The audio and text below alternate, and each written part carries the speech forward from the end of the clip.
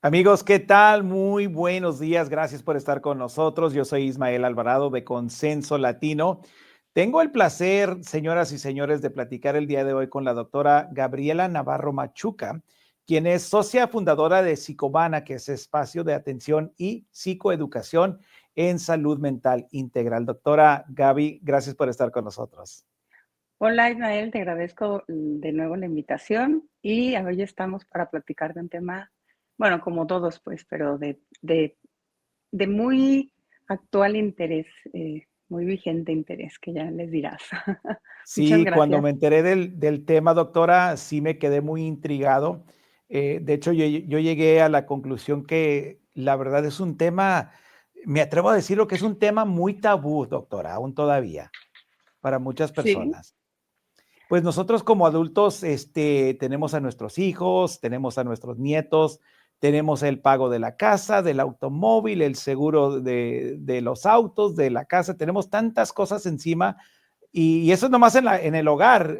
Todavía tenemos el trabajo, el estrés del trabajo y nosotros como adultos muchas veces ponemos esa farsa, digámoslo de esa manera, de que no pasa nada con nosotros, que nosotros somos los que estamos, tenemos que dar la imagen de que somos fuertes, de que no pasa nada. Y lamentablemente es algo que afecta a muchos adultos. sí, claro. El estrés, ¿no? Así, El el adulto se hace famoso el estrés. fuerte. Así es. Doctora, platíquenos, ¿qué es el estrés migratorio y por qué está afectando tanto la salud mental de los adultos? Ok, bueno, tú me pediste hablar del estrés, en particular de esta situación de migración, que es algo que ustedes están atendiendo día a día, ¿verdad? Con todos los invitados que ayudan a la comunidad de habla hispana allá. Y bueno, el estrés migratorio es un estrés crónico, no es una preocupación pasajera nada más. Aquí podemos ver que el estrés migratorio se compone de tres aspectos que tiene que ver con el duelo múltiple en varias situaciones donde hay pérdidas. La persona que migra pierde su red de apoyo, hay un cambio de idioma, hay una adaptación a nuevos códigos culturales, una ruptura en el sentido de pertenencia donde ya empieza a amenazar esa identidad. Hay que reconfigurar la identidad de la persona en el nuevo entorno, porque estoy fuera de las costumbres y de las cosas con las que yo crecí y ya no sé si esto es adecuado o no. Y entonces todo eso me da una inestabilidad y la incertidumbre mantenida, sobre todo en aquellos que van en una situación, digamos, como donde no hay claridad y certidumbre de si puedo mantener aquí mi estancia, en donde tengo una preocupación por mi inestabilidad económica, legal. Y bueno, es vivir durante meses o años en una alerta constante, porque vivir con miedo a perder el trabajo, a estar separado de la familia, a no saber qué va a pasar mañana, pues es un estrés mantenido que la verdad afecta desde la psiquiatría. Entendemos que el estrés migratorio se mantiene activado de forma crónica un eje hormonal del estrés, que sería el eje hipotálamo hipófisis suprarrenal, ¿sí? Digamos que en el cerebro tenemos una estructura muy pequeñita en la base del cerebro, que es el hipotálamo y es el sensor que detecta lo que necesita ajustarse, ¿sí? Y ese da la orden a la glándula hipófisis, que es la que recibe las instrucciones del hipotálamo, que es el que sabe qué hace falta y qué no.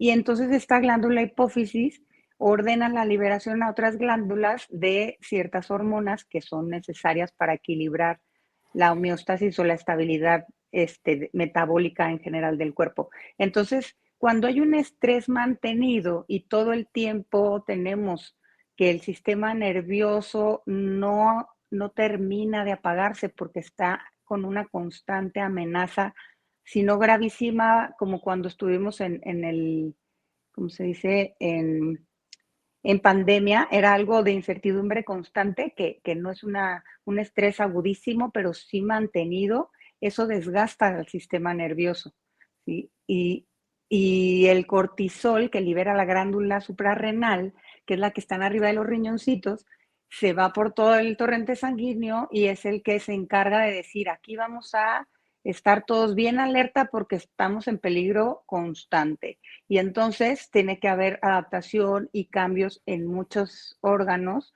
para mantenernos pues con las defensas a todo lo que da, porque aquí hay riesgo, todo el tiempo estamos produciendo mayor cantidad de azúcar, aumenta la alerta, modifica defensa, nos prepara para huir o pelear de una manera sostenida que no, pues ahora sí que no es sostenible y que llega un momento en que se agota, se desgasta y hay una disminución de todo eso. Hay una baja de defensas y empieza a haber un desequilibrio en todas estas áreas metabólicas del cuerpo, donde empieza a haber enfermedades metabólicas, llámese diabetes, o hay una cuestión de autoinmune o de inmunosupresión en donde me bajan las defensas y me estoy enfermando de manera repetida y nunca de repente asociamos que eso tiene que ver con un estrés mantenido con el que nos acostumbramos a vivir, ¿no? Entonces, pues sí, la ansiedad, en una forma constante, llega un momento en que se agota y cae más bien como en depresión. Y ahorita vamos a hablar un poquito más a fondo de esas patologías, pero no todo malestar es patología, pero la migración sí es un factor que vulnera a padecerlas. Muy bien. Doctora Gabriela, ¿cómo es que se manifiesta este estrés en la vida diaria? En mi caso, cuando siento que tengo muchas cosas en la mente, que tengo muchas cosas que no he terminado, cosas por empezar, a mí se me manifiesta como ansiedad. ¿Siempre se nota como ansiedad? No siempre se ve como ansiedad clásica. Muchas personas sí siguen funcionando, pero viven agotadas y hay quienes dicen, no, no estoy deprimido, solo estoy cansado, ¿no? Y ahí es donde suele esconderse el problema, porque muchas veces este estrés sí se manifiesta con una cuestión ansiosa que puede llegar a complicarse a un trastorno de ansiedad y, y por lo general tiene que ver, tanto ansiedad y depresión son primitas hermanas y los mismos químicos, neuroquímicos cerebrales están implicados, la noradrenalina, la serotonina. Entonces, por lo general, van de la mano. Quien padece mucha ansiedad acaba con síntomas depresivos o quien tiene síntomas depresivos tiene algunos síntomas ansiosos y a veces está la cuestión mixta. Podemos tener un trastorno depresivo, un trastorno de ansiedad generalizada o un trastorno mixto de depresión y ansiedad. ¿Y qué síntomas nos hablarían de uno u otro? Los síntomas que se comparten en ambos problemas, tanto ansiedad como depresión, tenemos los síntomas fisiológicos como problemas del sueño, de apetito y comparten la irritabilidad. Si se acuerdan, en nuestra participación anterior que hablamos de los niños, que la tristeza no siempre se manifiesta como con llanto, sino muchas veces con irritabilidad, pueden compartir ambas eso.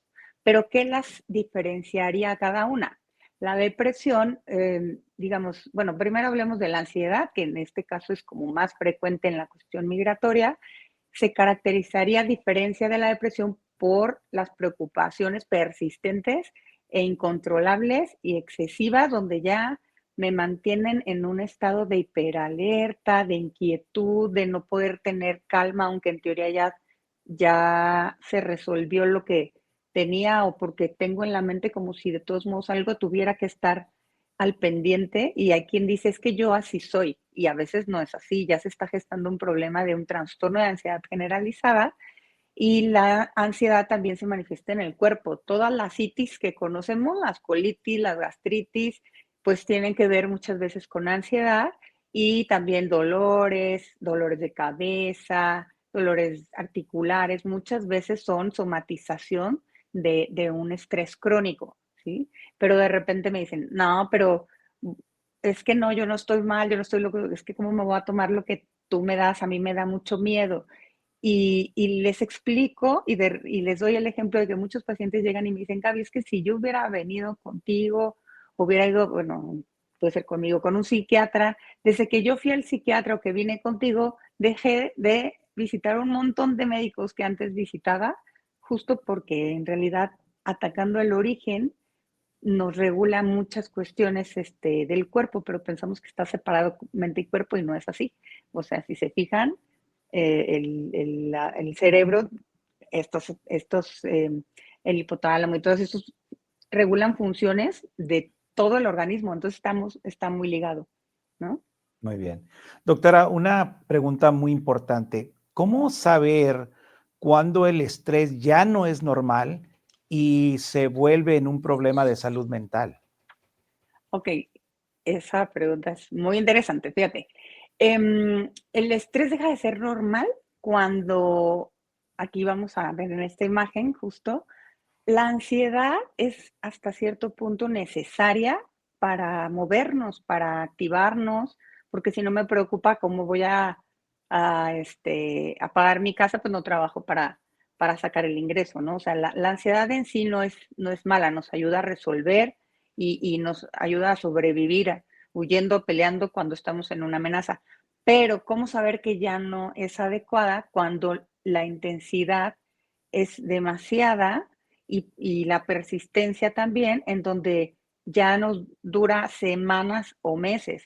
Si ya llevamos más de 2 semanas, 4 semanas con una ansiedad persistente, ya podemos decir que ya y además de eso, eso nos genera una respuesta no adaptativa en lo que pensamos, en lo que hacemos y a nivel físico. Es decir, desde el pensamiento, por ejemplo, el vivir preocupado, con pensamientos ciclados que no me puedo quitar de la cabeza, me siento un poco desconectado, rebasado, ya sin concentrarme, o estoy con pensamientos de que ya las cosas no tienen solución, como de desesperanza, o ya de mayor riesgo, en donde ya estoy pensando en mejor hacer algo en contra mía, pues eso ya es un problema. En cuanto a la desadaptación en mi conducta, sería ya tener conductas de irritabilidad, mal carácter o aislarme o dejar de hacer lo que me toca hacer de mis labores o de mi aseo personal. Y a nivel físico, pues cuando ya empezamos a afectar, como les decía, en la depresión y ansiedad, las cuestiones de sueño, de apetito, cuando hay estos síntomas de somatización que mencionamos, y también, no sé, hasta caída de pelo, hasta vitiligo, etcétera. O sea, el cuerpo pues también habla, ¿no?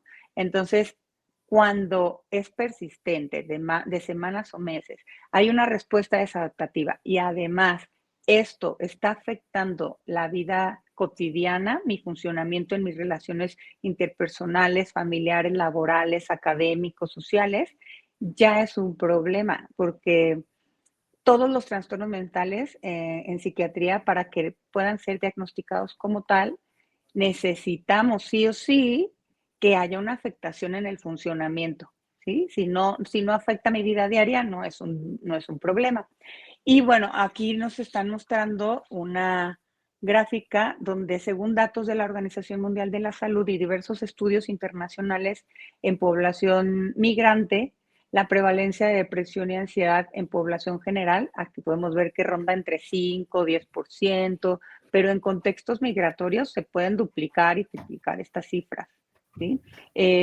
Y bueno, hablando del estrés postraumático, que sería ya un estrés muy intenso en donde sufro una situación en donde veo amenaza para mi vida o la de alguien más. O sea, vivo una situación traumática fuerte, como viven muchos de los migrantes, sobre todo en migración forzada. Este, Así como los veteranos de guerra que de repente tienen flashback y reviven. Esto ya sería un trastorno por estrés postraumático en donde estoy reviviendo eventos de demasiado estrés o mi cerebro los anula y los evita y evita todo lo que tenga que ver con eso, o estoy reexperimentando y con una hiperalerta y un desgaste físico importante. Si dura menos de un mes sería un trastorno por estrés agudo, pero ya durando más de un mes sería un trastorno por estrés postraumático. Y esto en particular, si se fijan las cifras de la población general comparada con la población migratoria, sí se dispara muchísimo. O sea, es demasiado este tipo de problema que puede quedarse, digamos, yo les digo a los pacientes, es como bebiste algo de mucho estrés y se te quedó como pegada la tecla, por decirlo así, y lo estás reviviendo como si estuvieras ahí tal cual, si no en recuerdos puede ser en pesadillas, Y bueno, esto estamos hablando ya de un trastorno traumático, ¿no? Que, que en realidad ansiedad y depresión serían como las más comunes, pero esto también suele dispararse bastante en este tipo de población. Muy bien. Doctora, quiero aprovechar, estamos mostrando en la pantalla la página web donde las personas que nos están escuchando, que nos están viendo, que tengan preguntas o quieren saber más sobre el estrés, que es algo que vivimos todos los días, es el www.psicovana.com. Ahí van a encontrar muchísima información sobre el tema del día de hoy, nuevamente para las personas que nos están escuchando, para las personas que nos están viendo. Doctora, individualmente, como persona individual, tenemos estrés. Cada quien tiene estrés de diferente manera, se manifiesta. Pero platiquemos un poco de cómo impacta el estrés migratorio en la familia y especialmente en los hijos. Pues mira, como tú bien dices o dijiste al inicio, los adultos somos los que nos hacemos los fuertes, ¿no? Los que tenemos que estar enteritos porque somos los que estamos a cargo de resolver todo lo que viene. Pero la verdad es que cuando un adulto está en un estrés constante, a veces sin estar consciente de que ya tiene un desequilibrio y ya está de malas todo el día, irritable, agresivo, pues somos el regulador emocional de la familia y cuando un padre o una madre vive en miedo constante, los hijos lo perciben, aunque no se hable del tema. Y cuando un adulto vive con ansiedad o depresión no tratados, los hijos pueden desarrollar ansiedad de separación, problemas de conducta, trastornos del sueño, la somatización también, ellos les duele la pancita, la cabeza, etcétera, y problemas escolares. Y cuidar la salud mental del adulto es una forma directa de proteger a nuestros hijos. Y si es necesario, pues también los protegemos a ellos, ¿no? Llevándolos también a atenderse. Entonces, y aparte de que podemos hablar de la transmisión intergeneracional del estrés, en donde el papá, además de vivir estresado, em, el verlo estresado, el hijo le afecta y aparte quien suele tener este tipo de problemas de ansiedad y depresión son personas más vulnerables a padecer estos trastornos y esa vulnerabilidad se hereda. Entonces el chamaco pues también es alguien más sensible a tener ansiedad y depresión y entonces pues ahí la cosa peor, ¿no? Entonces así es como afectan.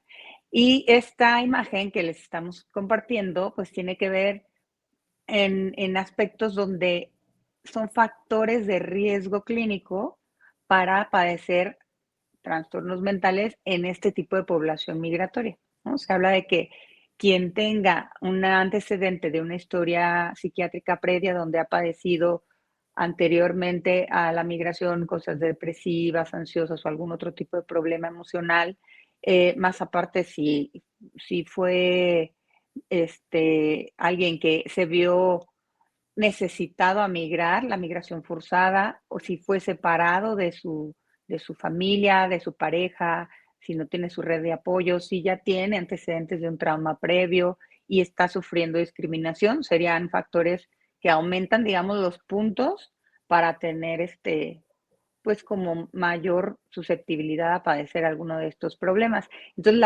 aquí podríamos hablar de la diátesis estrés que se maneja en la salud mental, que este modelo de diátesis estrés habla donde los trastornos mentales no solo aparecen con el ambiente o solo con la biología, sino que es una interacción entre ambas, ¿sí?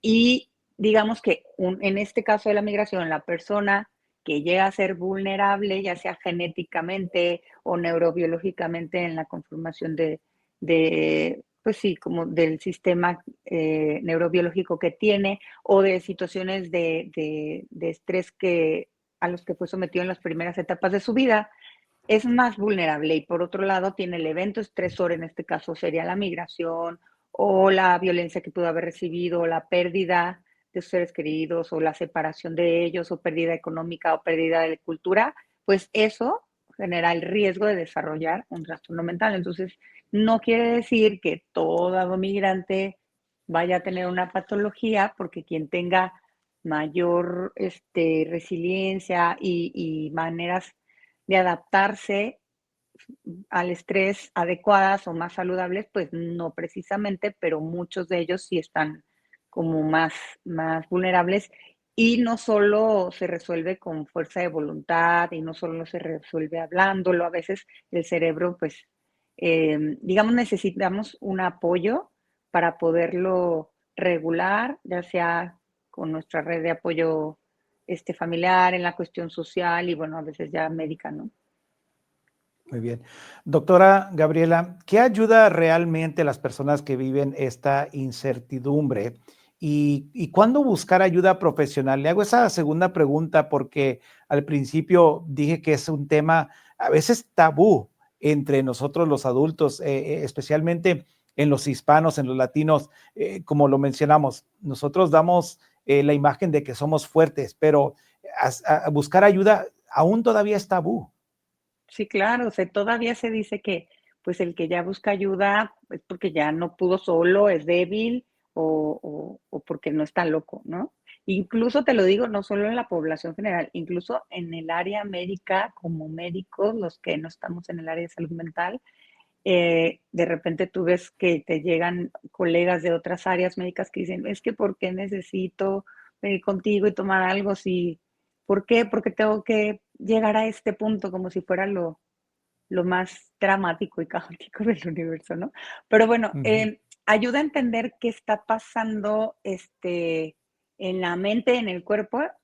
Es importante que ayuda a las personas, me preguntabas, validar lo que sienten y que hay una causa real, ¿sí? Y sirve para aprender a regular el sistema nervioso, el poner límites al consumo de noticias muchas veces. O sea, sí está bien estar informado, pero también estar sobrealimentando ese estrés con solo tragedias. A mí me gusta mucho lo que ustedes abordan porque comunican, pero a la vez proporcionan ayuda, ya sea legal, en este caso emocional, y pues no se trata como comunicadores solo alarmar, ¿no? Sino de dar herramientas. Y bueno, la psicoterapia llega a ser fundamental. ¿Cómo saber cuando sí se necesita ayuda? Bueno, una adaptación normal sería cuando tenemos una nostalgia intermitente, cuando estamos ansiosos levemente en algunas situaciones, donde tenemos de repente algunos problemillas de sueño, pero no son algo persistente, sino ocasional. Y llego a Ujú. disfrutar momentos buenos en donde de repente me estreso, pero pues conecto de repente con las cosas que me dan placer, que me dan como ánimo, la compañía de los míos. Y bueno, pues mi funcionalidad en la cuestión trabajo, amigos, eh, no sé, académicos y salir menor, pues está conservada. Ya se habla de un trastorno adaptativo en donde ya tendríamos que ayudarnos de un apoyo psicológico cuando ya hay un malestar emocional persistente, donde ya empieza a haber algo de llanto, más intolerancia, empieza a haber problemas de sueño, aunque sea esporádicos, o que mi sueño no es reparador, duermo pero no descanso, o tengo alguna dificultad para adaptarme al nuevo entorno y sigo renegando y no me hallo y no quiero y quiero volver y donde sigo aferrado y me cuesta soltar, donde la funcionalidad ya empieza a afectarme, ya empiezo a tener problemas en mis relaciones interpersonales o a funcionar como yo quisiera en mis labores, ahí ya es un trastorno adaptativo